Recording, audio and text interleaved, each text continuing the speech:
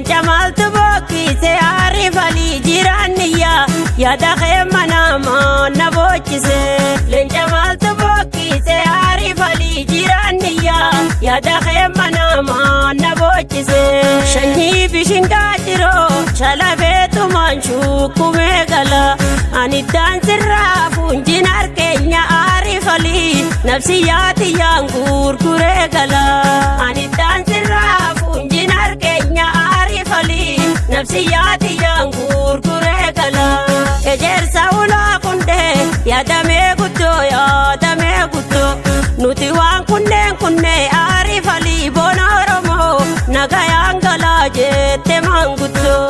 Nuti waan kunneen aarifalii boona Oromoo nagayaan galaa jette manguddoo.